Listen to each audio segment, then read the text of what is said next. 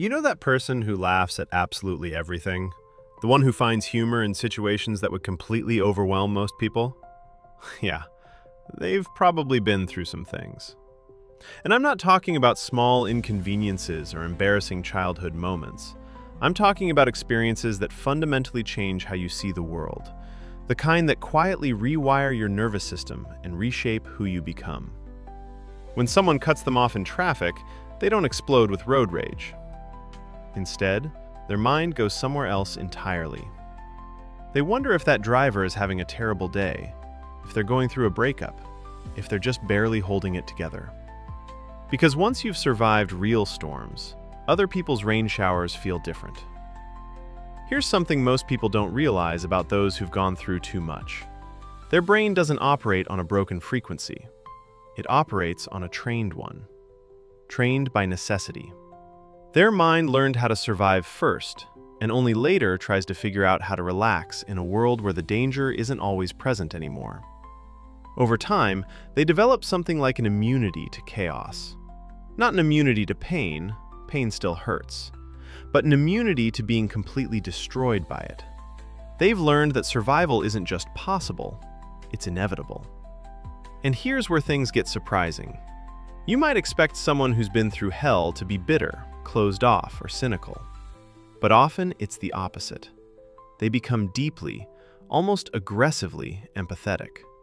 They can spot pain in others from a mile away. A forced smile, a slight change in tone, an unusual silence. They notice it all. They don't just hear what you say, they read what you don't. They understand silence not as emptiness, but as texture.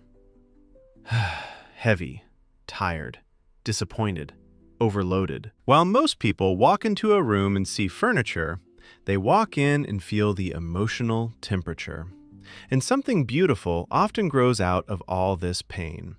Psychologists call it post-traumatic growth, the idea that trauma doesn't just break people, it can also deepen them. Relationships become more meaningful. Priorities become clearer. Ordinary moments, a sunset, a quiet laugh, a peaceful afternoon, suddenly feel sacred. They're the people who tear up over simple beauty, and they're not embarrassed about it. But there's another side no one talks about. Hypervigilance. Their threat detection system never fully turns off. They like sitting where they can see the door. They have backup plans for backup plans. They prepare for outcomes most people never even consider. That's not paranoia. That's a nervous system that learned safety was never guaranteed. And strangely, they often downplay their own pain. Oh, it wasn't that bad. Other people had it worse. I'm fine, really. It's like they've developed an allergy to being seen as a victim. Admitting struggle feels like failure, because surviving meant convincing themselves they were okay, even when they weren't. When it comes to relationships, this creates a paradox. They can be incredibly loyal, the kind of people who will show up at 3 a.m. without hesitation. But ask them to talk about their own needs and suddenly they're busy.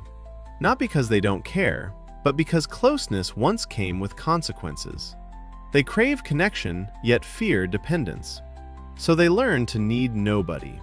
Which sounds strong, until you realize how lonely it can be. Still, there's something remarkable about them. They adapt. New job? New city? Life falling apart on a random Tuesday? They'll figure it out. And then there's the humor. Dark humor. Not because they're insensitive, but because humor takes power away from pain. When you can laugh at your own suffering, it loses its grip. Every joke becomes a small rebellion against what tried to break them. They also have a complicated relationship with control.